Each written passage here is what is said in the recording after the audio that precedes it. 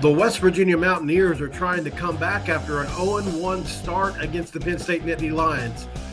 Up next is a team that almost won the national championship game last year in the FCS. Is this a trap game?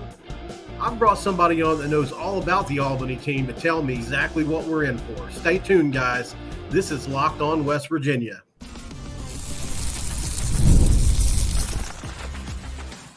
You are Locked On West Virginia, your daily podcast on the West Virginia Mountaineers, part of the Locked On Podcast Network, your team every day.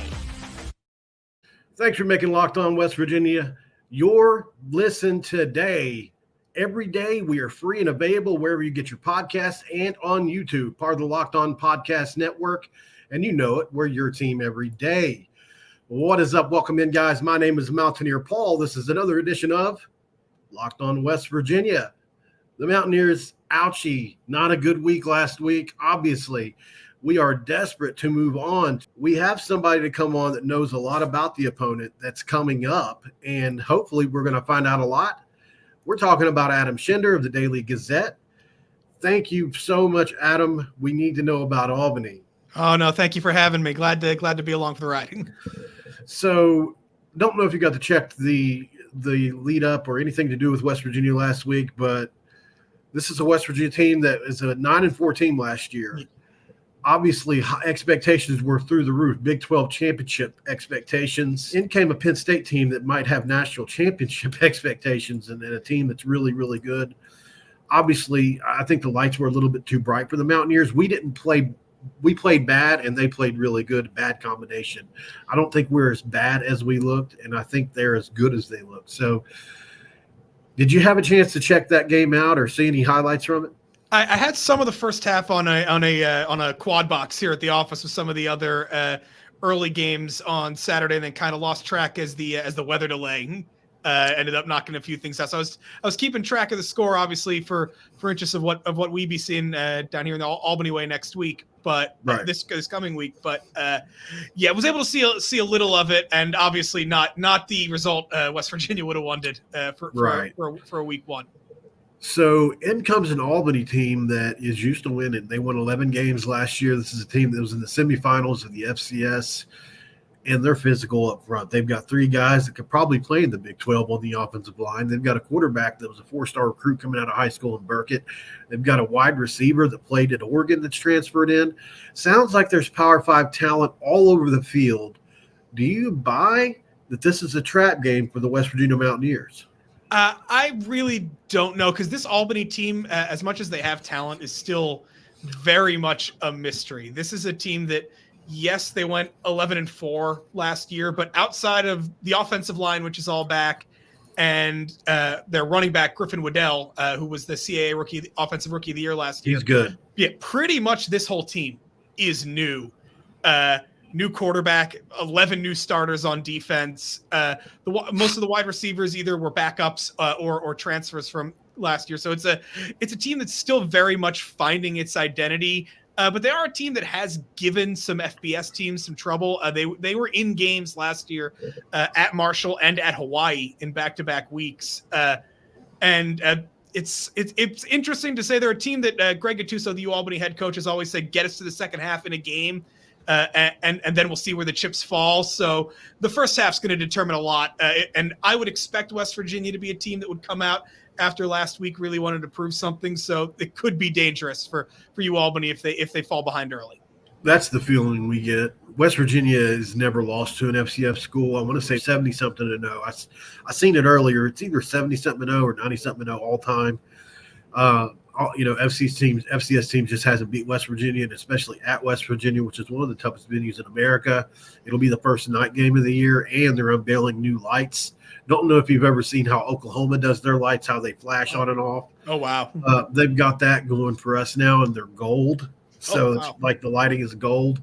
It's going to be pretty cool. So we're really excited about that.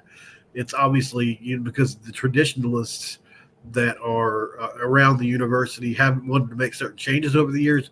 He's kind of new. He's a couple years in. Ren Baker, the AD at West Virginia, has made a lot of good changes, and that being one of them. So Tell me a little bit about the offensive philosophy, the defensive philosophy, everything there at Albany. Greg Gattuso, he's been here since 2014. Had varying success. They've kind of had waves of building. They got to a very good team in 2019. Then the pandemic kind of absolutely ripped the program apart. They had 3 really tough years, and then came back with what was easily the best season in program history last year.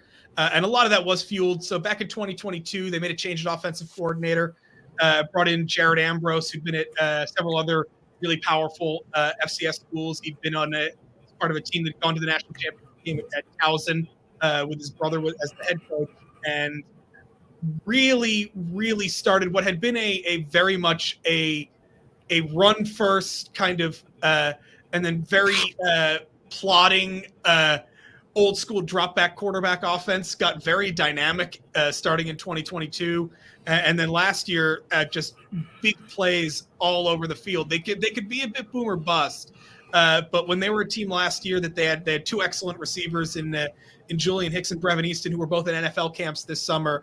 And if you put them in a one-on-one matchup, it was pretty much a guaranteed shot play down the sideline. And their quarterback Reese Poffenbarger last year, who's now backing up Cam Ward down at Miami, really made things play through 60 touchdown passes over his 2 years at UAlbany before after he transferred from Old Dominion, where he started his career.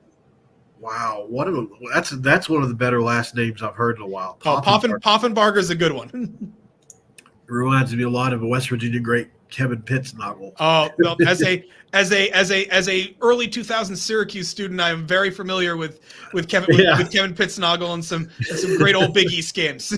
Absolutely. So, if this is going to be a trap game for West Virginia, obviously next week is the Backyard Brawl, which is one of the greatest rivalries, as you know, as a former Big East guy, on this side of the U.S. Let's say. I don't want to say in the country because some people push back against that. I think it is. It's obviously a great rivalry. Pitt and West Virginia's been playing for over 100 years. That game is next week. Don't think that Neil Brown, based off how last week went, is going to let these guys look past an Albany team. But what would a trap game look like in your eyes if they were going to pull it off? Yeah, a trap game, and I can say Greg Gattuso, former Pitt assistant, defensive line coach from about 2006, 2010 with the Panthers. So he's familiar coming down to Morgantown and playing that game as well. They were what it would have to look like is UAlbany hit something big early, and then all of a sudden the doubt that hit a West Virginia team that maybe was stung in confidence a little bit coming off the Penn State game would have to feel you'd feel the nerves start to creep in. This is a UAlbany team that in the past has thrived when they've created a lot of turnovers. They created a lot of negative plays on defense. They sacked the quarterback 50 times last season. Wow. They led off FCS and had the best run defense in FCS last season.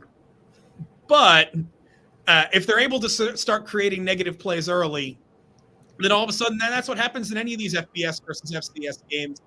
The longer one of these teams stick around, the more nervous that the power team can get, and you never know what happens with something like when you get in a situation like that. Great analysis by Adam Shinder. Up next on Locked On West Virginia, we're going to do our keys to this game, and we're going to talk about some of the key players in it on both sides. Stick around. This is Locked On West Virginia. This episode of Locked On West Virginia is brought to you by eBay Motors. Passion, drive, and patience. The formula for winning championships is also what keeps your ride or die alive. eBay Motors has everything you need to maintain your vehicle and level it up to peak performance. Superchargers, roof racks, exhaust kits, LED headlights, and more. Whether you're into speed, power, or style, eBay Motors has you covered. With over 122 million parts for your number one ride or die, you'll always find exactly what you're looking for. And with eBay Guaranteed Fit, your part is guaranteed to fit your ride every time, or your money comes back. Because with eBay Motors, you're burning rubber and not cash. With all the parts you need at the prices you want, it's easy to make your car the MVP and bring home huge wins. Keep your ride or die alive at ebaymotors.com eligible items only. Exclusions do apply. eBay guaranteed fit, only available to U.S. customers. All right, back with Adam Shinder from the Daily Gazette. Thank you guys for joining this episode of Locked On West Virginia. Don't forget that like button, guys. Subscribe to the channel. I keep my job if you're able to do that. Adam, key players to this game. I'd love to know who you think a couple of those cats are over on the Albany side. I've got a couple on the West Virginia side. And then what are your keys to the game as well? Oh, well, starting with key players, and for UAlbany, it's probably going to have to begin up front for them, which starts on their offensive line. 5 returning starters, and Ozzie Hutchinson, their left tackle, is as good a player as there is at that position in FCS. 6'4", 305. So he's not the most overly impressive physical guy, but he's really athletic. He's a veteran guy, 6-year senior. Their right tackle, Nolan Latulippe, out of Canada, started as a true freshman last year. He is a big, rangy, 6'7", 280 pounds. Was 280 pounds coming in as a freshman, so I think he's probably a little bit bigger now this year. But it's a veteran offensive line that pretty much all started, and they're going to have to get their running back Griffin Waddell going. Had a decent game in their opener this past Saturday when they beat LIU 27-21. 20 carries, 91 yards, and a touchdown. Was largely bottled up, but popped a 41-yarder that set up his touchdown a couple plays later. He was a kid who came in as a walk-on from a local high school, Glens Falls. If you knew Jimmer Fredette or Joe Gerard, he was right behind. He was right behind, a couple years behind Gerard at Glens Falls. Really made a statement last spring of 2023. Kind of came in during spring practice when they were replacing a couple of longtime running backs, took the job by midway through last season and was the CAA Rookie of the Year. Very, very versatile back, can grind it out, but also a plenty of big play potential, and they'll use him in the passing game quite a bit. But they're going to need him to control the clock. This was a UAlbany team that only had 12 first downs in its opener against LIU. Kind of struggled when it came to time of possession. Were able to make a couple of big plays, special teams wise, and on defense that kind of spun that game around for them. And as far as your keys to the game for Albany, what do you got? Do you think it's time of possession? Do you think it's turnovers? Do you think it's scoring early, big plays? Yeah, I mean, the 3 keys that Greg Gattuso usually locks in on is they want to win the battle on the line of scrimmage, they want to win the turnover battle, and they want to win the big play battle. And he says when we win those 3 things, they win about 80% of the time. It's when you go FBS versus FCS, winning the battle on the line of scrimmage is going to be very, very hard, right, especially on the defensive side where UAlbany's defensive line last year was the best in FCS. They've lost all of those players. Anton Junkaj was an All-American defensive end, school record 15 sacks. He's at Arkansas now. Elijah Hill's an excellent defensive tackle, is at Wisconsin, and then their other edge rusher AJ Simon tragically passed away in April as he had graduated and was preparing for the NFL draft, and the team was really rocked. So if you see a player for UAlbany wearing number 8 this year, they've worked something in this year where every week a defensive player who's earned it at practice is going to wear his number. A different player will wear his number every week. But they've had to replace that. They were able to make some big plays on defense last week. Jack Uliano, transfer from Penn, is a really intriguing player who was able to return a fumble for a touchdown. But if they're going to winning that up front battle is going to be the hardest of those things. If they can create a couple of turnovers, probably have to be +2 or 3 in turnovers to legitimately have a shot, and then they can create big plays. Seven McGee was a wide receiver who started his career at Oregon, was then at Jackson State last year, hit a 75-yard touchdown last week against LIU and is a really, really intriguing, speedy kid out of the slot. And then Jamal Cooney, who was sat out last year at Dartmouth, is really one of the more dangerous punt returners in FCS, and returned a kickoff 55 yards to get UAlbany started last week. So big plays on special teams, one or two big plays in the passing game. And they probably need to do it early. They need to jump early and get West Virginia nervous. I totally agree with everything you just said. It's funny, everything you said, West Virginia excels at. At least we're expecting them to. Last year, obviously, Garrett Green led all FBS passers in explosive passes, 32 explosive plays last year, or what they call big-time plays per Pro Football Focus. He also led the country explosive play rate. So if they win the battle on explosive plays, we've got a real problem on our hands in Morgantown.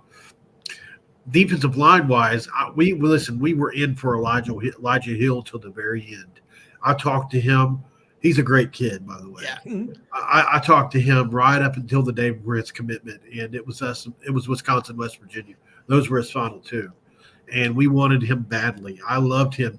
He's a pass rushing defensive tackle, really, really good player. Really wanted him. Wish him all the best in Wisconsin. So that gives me an idea. I remember watching the tape last year, you guys, and I knew there was an Albany something in my head with West Virginia. I couldn't remember what it was, but that's what it was. So obviously West Virginia has, if you want to talk about key players, keys to the game, Wyatt Milam is obviously a first-round grade at left tackle. He didn't allow it. He allowed like one pressure last week against number 11 at Penn State, Abdul Carter, who is probably going to be a top 5 pick, top 10 pick, something like that. On the right side, Nick Malone against Donnie Sutton is also a first-rounder for Penn State, or at least projected. He only allowed a couple pressures, so they really held up against a great duo of pass rushers. The interior, if Albany's going to make any hay, I think that's where they'll do it. We had some struggles with snaps last week, everything. But I just think, generally speaking, the offensive line for West Virginia has got to get their mojo back. Jaheim White separated his shoulder in pass protection last week. Thank God he's able to come back, at least up until yesterday. We were expecting him to. He was a freshman All-American last year. We really need him to show out. And then Garrett Green we need to get his Big 12 campaign going. Because we all expected him to be in the Player of the Year race in the Big 12. And he's going to be incredibly tough for a team like Albany to keep wrangled in, I think. Penn State ran a cover one, kept a spy on him. Don't know if there's anybody athletic enough to run with Garrett, but if there is, maybe that's the playbook that an Albany runs. Keys to the game for West Virginia, obviously for me, I think it's going to be big plays. I think West Virginia needs to hit them early and often, keep the crowd in the game. I think the crowd's going to be a huge factor in a game like this. You mentioned lines of scrimmage. I totally agree with that. And West Virginia's got to keep it clean. They had a snap hit a receiver in a motion last week. That game last week, you had Pat McAfee come in on Friday. Machine Gun Kelly was there. There was a jet flyover. I mean, it was just so much build-up and hype to a regular season non-conference game where only one team was ranked. And I just think that the lights just got way too bright for this team. They need to come back down to earth this week and just really play ball and be calm. And hopefully they don't press too hard against an Albany team that has experience. It could get, we'll see. We're going to find out a lot about this West Virginia team this week, in my opinion. This is a staff at Albany that knows how to win. And I'm expecting them to have a good game plan with that cover 4 they run over on defense. It's going to be interesting. So they run man coverage, correct? I mean, that's what they want to do. Yeah, they'll put their corners out on an island, and they're younger, smaller corners this year. Another position that was kind of hit hard by graduation. They had an All-American corner last year, Amir Hall, who's now at Michigan. But Greg Gattuso and Bill Nessel, the defensive coordinator, are not afraid to leave their corners out there and say, okay, we're going to let these guys test you so we can really use they can really use their front seven to try and control the opposing running game. Okay, guys. So appreciate you for sticking with us this long. We got one more segment to go. Up next on Locked On West Virginia, we're going to do our prediction of this game and then also pick who we think the most impactful player from each team or from the opposite team. It can be either or for this game. Stick around, guys. This is Locked On West Virginia. This episode of Locked On West Virginia is brought to you by FanDuel. You've heard us talk a lot about FanDuel, America's #1 sports book. Well, we have something a little different for you this time.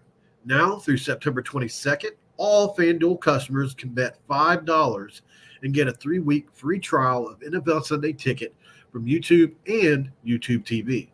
Then, with a YouTube TV base plan, you'll be able to watch every single regular season Sunday afternoon out-of-market game. All you need is a Google account and a current form of payment, and you can cancel that anytime.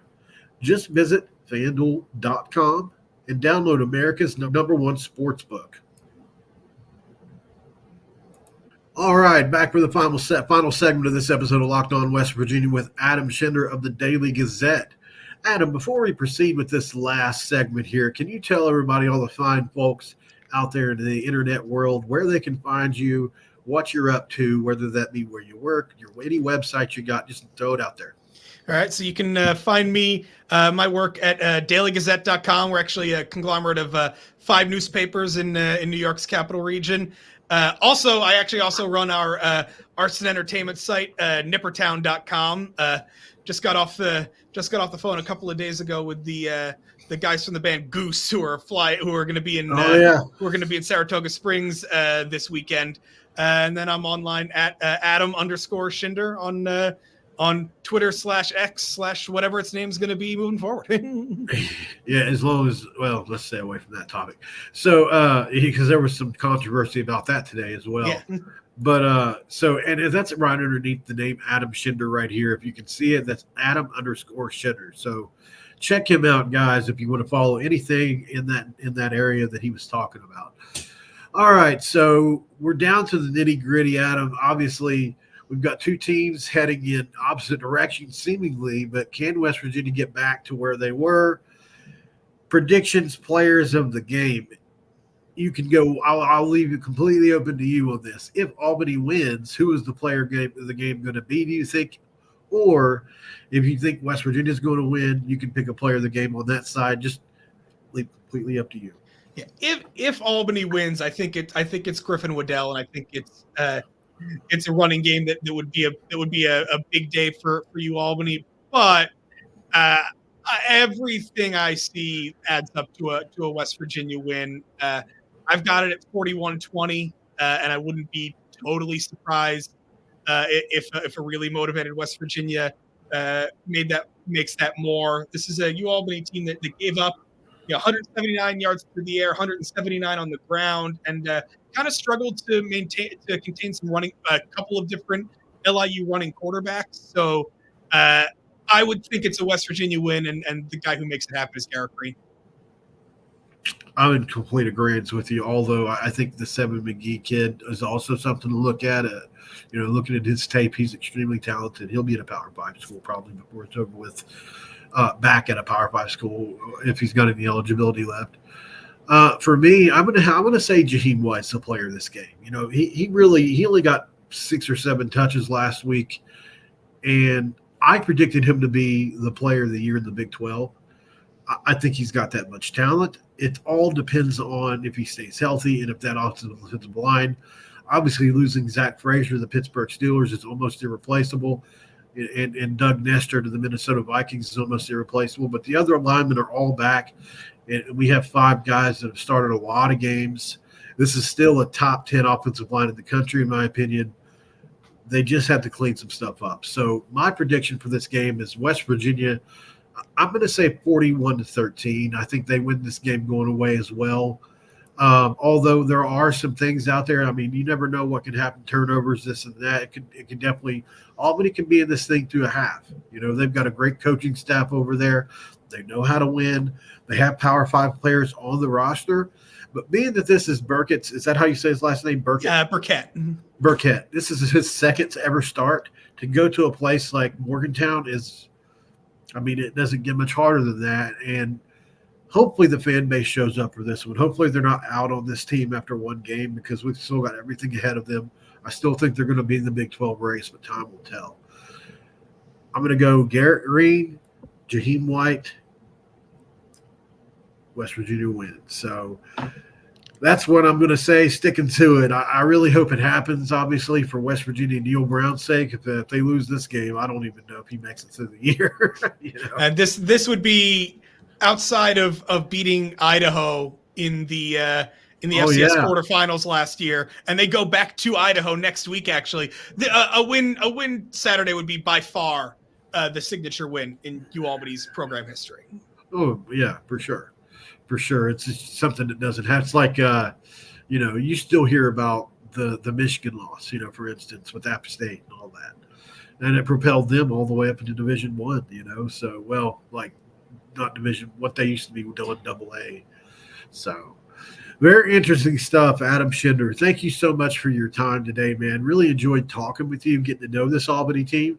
Maybe West Virginia should be grateful it's not last year's Albany team. That team can run with about anybody. Still think West Virginia would have beat that team as well, but you never know. That team was, like you said, they played well against several D1 players. Yeah, only team that really took them that they couldn't run up with was that South Dakota State team that was as good as any Group of 5 FBS team in the country last year. They played well against Oklahoma State even last week, even though they had a lot. I mean, obviously Oklahoma State is so talented, and they probably, they're one of the 2 best teams in the Big 12. But yeah, I mean, they even have their moments against a team like that who is extremely talented. So I can see that, definitely. Got to tell you one other thing. Obviously, this was your first listen of the day. Make Locked On College Football your second listen of the day. Go check out Locked On College Football podcast. From NIL deals to never-ending conference realignment rumors, Spencer McLaughlin gets you ready for an exciting season on the gridiron. You can find the link to Locked On College Football in the description, so you don't need to search, which is part of the Locked On Podcast Network. And that's your team every day. All right, guys, we're going to get out of here today. I'm Paul. He's Adam. This episode is over, and we are out. Thank you.